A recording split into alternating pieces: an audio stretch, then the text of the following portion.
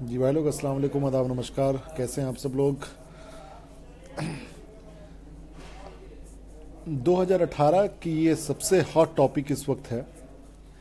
इन चारों respected seniors जजों का, सुप्रीम कोर्ट के जजों का जो ये बयान आना था, हमारे लोकतंत्र के, जुडिशियरी के सबसे ऊंचे पद के चार सबसे सीनियर जजों ने जो बात कही, क्या इन लोगों ने कोई नई बात कही? मेरा सवाल ये है गाइस कि क्या हमारे इन चारों रिस्पेक्टेड जजों ने कोई नई बात कही है? अगर नई बात कही है तो इस पर रिएक्शन किसी का नहीं आना चाहिए, है ना? अगर नई बात है तो मेरे ख्याल से इस पर किसी का रिएक्शन ना आकर इसके ऊपर काम करना चाहिए, खासकर हमारे मोदी सरकार को। देखिए, सुप्रीम कोर्ट के जो जज होते हैं बड़े ही सुलझे और कानून के दायरे में वो बात करते हैं, वो काम करते हैं। किसी का उनके ऊपर किसी भी तरह का दबाव नहीं होता है, और अगर ये दबाव बनाने की कोई कोशिश कर रहा है तो इसका मतलब साफ है कि इनकी जो बातें हैं वो गलत नहीं है। लेकिन मेरा एक सवाल है, क्या इन लोगों की ये बात कोई नई बात है?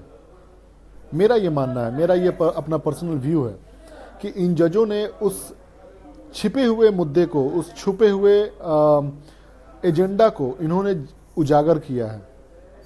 क्योंकि जो हिंदुस्तान के हालात हैं, जो पिछले 2-3 सालों में आपने देखा होगा किस तरीके से किसी जाति विशेष पर, किसी धर्म विशेष पर, किसी समुदाय विशेष पर हमला होना, उसके ऊपर रुख नरमी रखना, जिस तरीके से नए नए कानून को लाकर किसी एक को जानबूझ के तंग करने की कोशिश है, ये सारी चीज़ें मतलब चल रही थी, कहीं ना कहीं चुपचाप से ये सारी चीज़ें चल रही थी।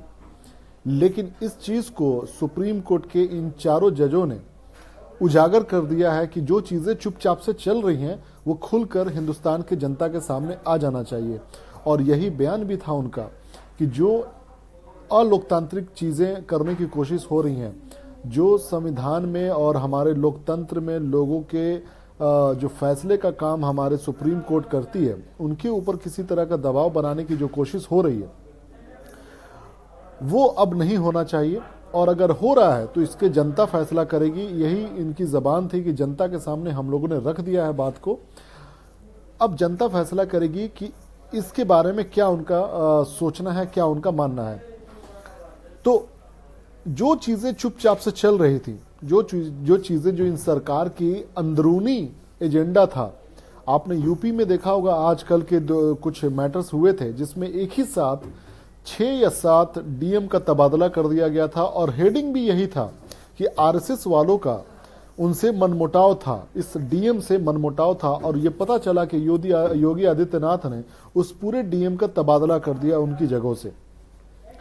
यानी कि बात साफ है कि कहीं ना कहीं अंदर खाते में चुपचाप से इनका हिडन एजेंडा था कि हिंदुस्तान के लोकतंत्र को कमज़ोर करना, और इस कमज़ोर लोकतंत्र का फ़ायदा उठाते हुए अपने घटिया एजेंडा को शामिल करना देश के खून में, देश के रगों में।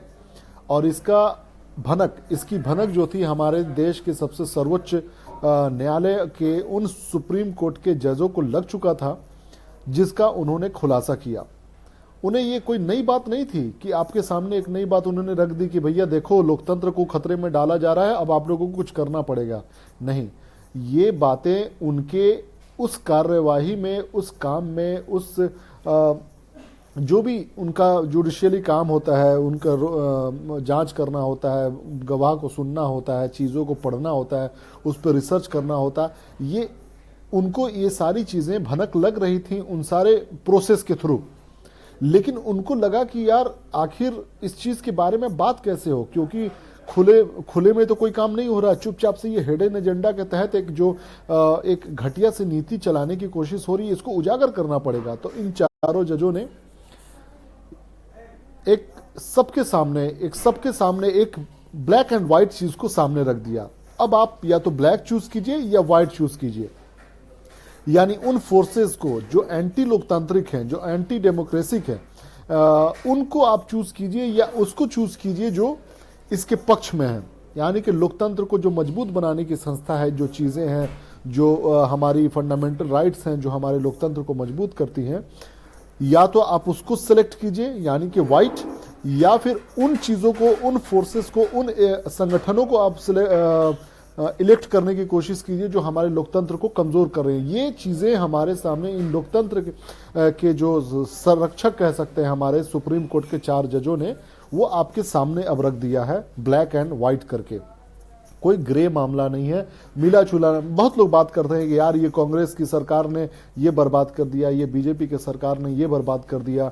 सब लोग चुपचाप से बात करते हैं, लेकिन आज ये पहली बार मौका सामने आया है लोगों के सामने कि उनके सामने हमारे जजों ने एक बड़ी ही खुलेआम तरीके से साफ सुथरी चीज़ों को सामने रख दिया है कि हमारे देश के लोकतंत्र को कमज़ोर किया जा रहा है। अब आप समझिए, अब ये आपकी ड्यूटी बनती है कि आप इस चीज़ को हाँ कहें या ना कहें, क्योंकि जिन्होंने कहा है वो कोई छोटी मोटी चीज़ नहीं है, वो हिंदुस्तान के सबसे सर्वोच्च न्यायालय के सीनियर एडवोकेट्स हैं, सॉरी जज हैं। तो आप समझ सकते हैं कि कहीं ना कहीं बात है, कहीं ना कहीं दाल में काला है, कहीं ना कहीं अंदर खाते में चुपचाप से हिडन एजेंडा के तहत हिंदुस्तान के लोकतंत्र को कमज़ोर किया जा रहा है। अरशद भाई वालेकुम अस्सलाम। सिवान में तो विकास हो रहा है भाई, ओम प्रकाश जी के लीडरशिप में जो अच्छे दिन सरकार में आए थे। बिल्कुल, ये ओम प्रकाश यादव लोगों को बेवकूफ़ बनाया जा रहा है, सिवान जिले के जो भी हैं। रवि जोशी भाई, जब मेरे जैसे लोगों को पता चल रहा है कि लोकतंत्र को ख़त्म करने की कोशिश हो रही है तो सुप्रीम जो बिल्कुल एग्जैक्टली मैं वही कहना चाहता हूं रवि जोशी भाई, ये चीज़ हम लोग एहसास कर रहे थे। जो भी सच्चा नागरिक होगा देश का, वो इस बात का एहसास कर रहा था कि हिंदुस्तान के लोकतंत्र को कमज़ोर किया जा रहा है, लेकिन इसके खिलाफ खड़ा कौन हो रहा था? कांग्रेस उस लायक नहीं थी। देखिए, एक डेमोक्रेटिक कंट्री की सबसे बड़ी खूबसूरती होती है कि उसका विपक्ष मजबूत हो, और जो पक्ष में यानी कि जो कांग्रेस जो सरकार है वो बीजेपी की सरकार है, और इसकी ये जिम्मेदारी होनी चाहिए एज ए डेमोक्रेटिक गवर्नमेंट, इनकी ये जिम्मेदारी होनी चाहिए कि कोई भी कदम उठाएं, कोई भी काम करें, 100% जनता के भलाई के लिए हो। क्योंकि ये राज शासन तो है नहीं कि हम इस प्रांत को संभालेंगे, आप उस प्रांत को संभालिए, हम इस धर्म को संभालेंगे, आप उस धर्म को संभालेंगे। ये तो नहीं है। हमारा देश लोकतांत्रिक देश है, हमें इस बात को समझने की ज़रूरत है। अगर कोई सरकार कोई एंटी डेमोक्रेटिक कदम उठाती है तो सबकी ये जिम्मेदारी होती है, उनकी भी जो उनका समर्थन करते हैं और उनकी भी जो विपक्ष में बैठे हैं। लेकिन यहाँ पर कोई मजबूत आवाज़ नहीं उठ के सामने आ रही थी जो हमारे लोकतंत्र को मजबूती के साथ बांधने की बात करे। वो काम सुप्रीम कोर्ट के जजों ने किया है, जिसकी सबको मैं अपने दोस्तों से भी कहता हूँ, जितने भी भाजपा के समर्थक हैं, जितने भी सरकार के समर्थक हैं, इसको आप गलत वे में मत लीजिए। जजों ने कभी भी किसी का नाम नहीं लिया है, कभी किसी के किसी एजेंडा का नाम नहीं लिया है, कभी किसी के संगठन का नाम नहीं लिया। उन्होंने कहा है कि कमजोर करने की कोशिश हो रही है। अब वो कोशिश कैसे हो रही है, हमारे लोकतंत्र को मजबूत बनाने का तरीका क्या है और उसको कैसे कमजोर किया जा रहा है, ये हमारी और आपकी जिम्मेदारी है कि हम उस पर नजर रखें, उसको जानने की कोशिश करें, उसको समझने की कोशिश करें, है ना। लोकतंत्र कोई रसगुल्ला तो है नहीं, लोकतंत्र कोई ऐसा मिठाई तो है नहीं कि कोई आए और खा के चला जाए। नहीं, ये एक सिस्टम है। ये हमारे जो कॉन्स्टिट्यूशन को जो बनाया गया है उसको इम्प्लीमेंट करने का तरीका, उसको उसके तहत जो आने वाले नियम कानून लोकतंत्र को मजबूत करते हैं। अगर वही नियम कानून को तोड़ा मरोड़ा जाए, वही खूबसूरती जो हमारे हजारों धर्म से मिलकर, मजहब से मिलकर, भाषाओं से मिलकर, प्रांत से मिलकर, अलग अलग स्टेट से मिलकर एक देश बनाता है, एक डेमोक्रेटिक देश बनाता है। लेकिन जब इसको भाषा के नाम पर, इसको धर्म के नाम पर, इसको जाति के नाम पर तोड़ने की कोशिश होगी तो ये लोकतंत्र की हत्या है, ये लोकतंत्र को कमजोर बनाना है। जिस बात को हम भी समझ रहे हैं, आप भी समझ रहे हैं, लेकिन हमें वो एक मौका नहीं मिल पा रहा था कि कैसे इस बात को देश के सामने रखा जाए। इस बातों को हमारे देश के सुप्रीम कोर्ट के जजों ने रखा है बड़ी खूबसूरती के साथ। इस बात को आप लोगों को समझना पड़ेगा, इसकी तस्लीम करनी पड़ेगी आप लोगों को, तभी बात समझ में आएगी। अदरवाइज लेट हो जाएगा तो बहुत बुराई बढ़ जाएगी, और देश कमजोर जब होगा तो किसी एक को नुकसान नहीं होगा, नुकसान सबको होगा, है ना। सफदर सिद्दीकी भाई कहते हैं अब इन जज को भी दलाल बोला जाएगा, कांग्रेस का एजेंट बोला जाएगा। कुछ न्यूज़ वाले तो बिल्कुल, यही तो दुर्भाग्य है, यही तो बदकिस्मती है कि इस देश में जितने भी हमारी मीडिया है, इनसे ज़्यादा बिकी हुई कोई चीज़ नहीं है। ये बिके हुए लोग हैं, ये बिके हुए जमीर के लोग हैं। इनके अंदर ज़मीर नाम की चीज़ नहीं है, इनके अंदर ईमान नाम की चीज़ नहीं है, इनके अंदर वो जज्बा ही नहीं है कि देश को मिला कर चलना है, देश को मजबूत बनाना, देश को लोकतांत्रिक बनाना है और इसको स्ट्रांग बनाना है। लेकिन इनको चाटने से, तलवार चाटने से मौका ही नहीं मिल रहा है। लेकिन मुझे इस बात का और भी अफसोस होगा कि सरकार तो चेंज होनी है आज ना कल, 5 साल बाद नहीं तो 10 साल बाद चेंज तो होनी है।